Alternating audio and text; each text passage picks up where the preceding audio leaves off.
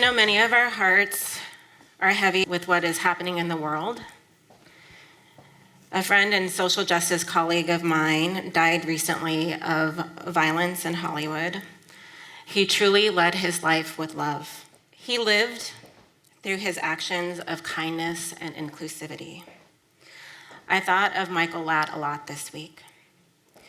I send prayers for those that have been lost and for those in mourning.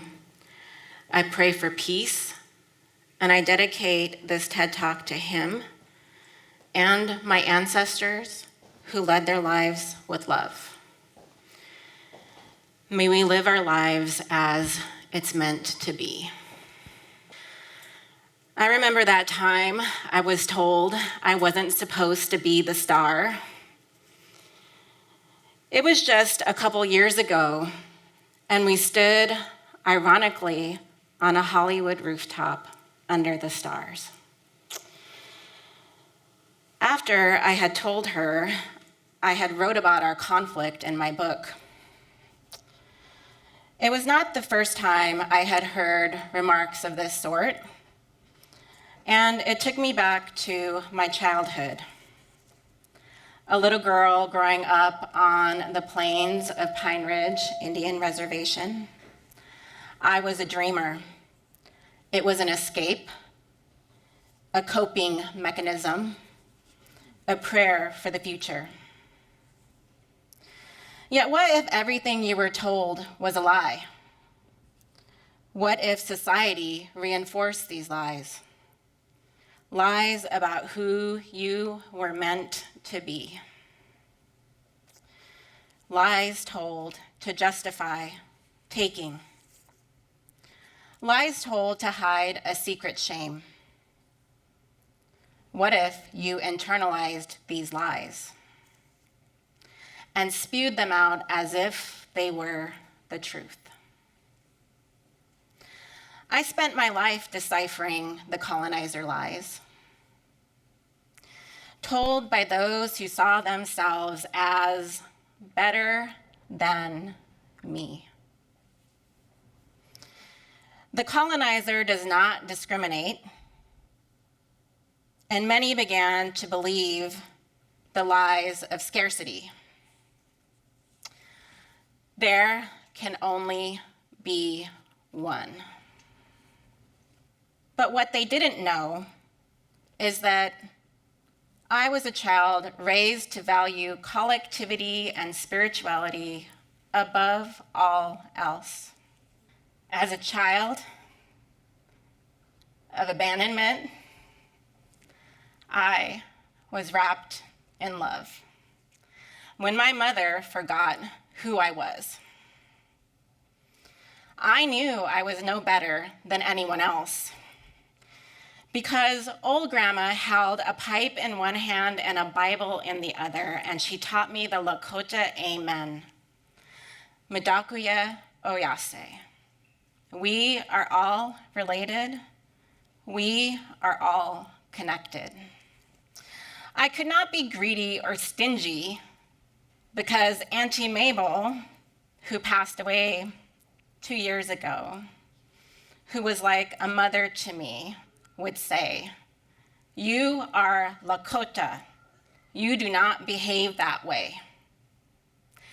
It was a reminder that our people value compassion and generosity above all else. So even in the face of disrespect, gatekeeping, and oppression, I must show humility and respect. I do not react in kind. This was a lesson I learned from my Grandma Rose. That day we were walking across on a sunny day on the Sundance grounds, and we were greeted by a woman who commented she was light-skinned. Grandma stood silently staring her in the face, unprovoked, as if to say, "You say this here as we stand on this sacred ground." The other woman walked away with her head in shame. This was a fierce, nonverbal teaching I would never forget. Her disrespect was not acknowledged nor reciprocated. These are the Lakota women I am born from. So when I was told I was not meant to be the star, ironically, we stood on a Hollywood rooftop, and it was said by somebody I once considered a friend. You might be surprised to know she is Native. Someone I had called sister at one point. A relative term weaponized against me more than once. You see, I did not understand. I grew up in a Lakota world surrounded by those who meant it when they called me sister. Educated by aunties that said, when someone called you mashke, that meant you would drop everything for that sister. Afterwards, I thought, I should have known. She's a Crow, a traditional enemy to the Lakota. But I thought we outgrew the past, where one tribe betrays another. We are both members of the oppressed. We should know better than to oppress each other. She would say we were all meant to shine, and I would agree, which is why I chose inclusivity.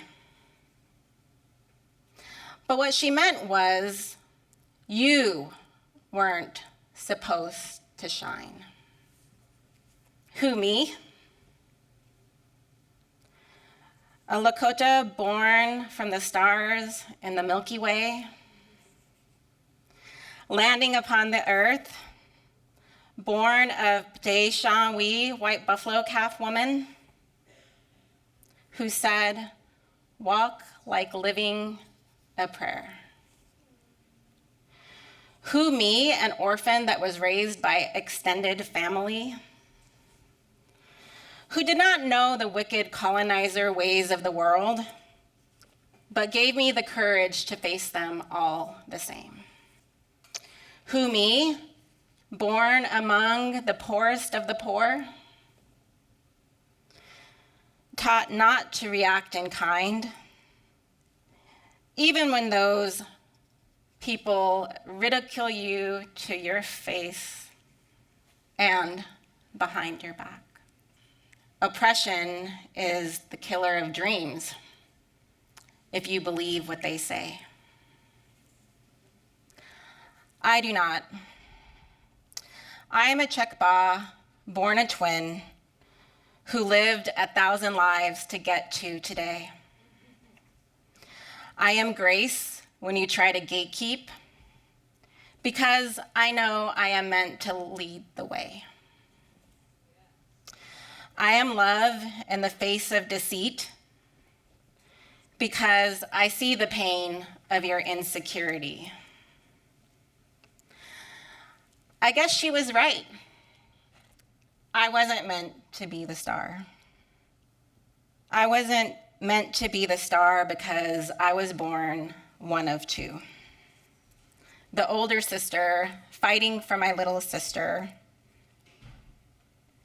My twin is a mirror of psychotherapy I cannot ignore.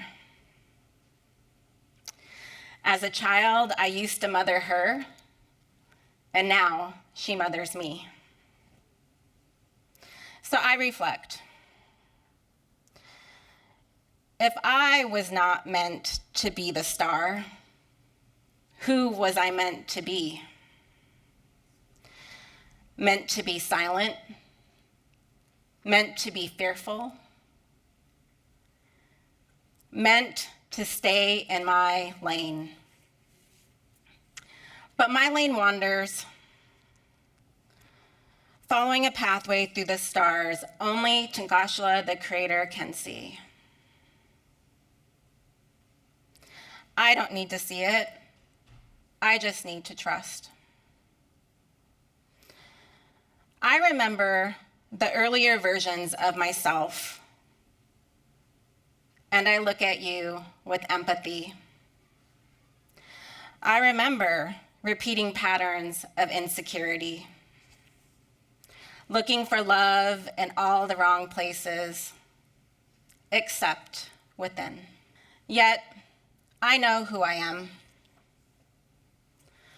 meant to feel compassion like the morning star that shines softly upon the earth, meant to use my voice like the meadowlark who sings their songs across the plains,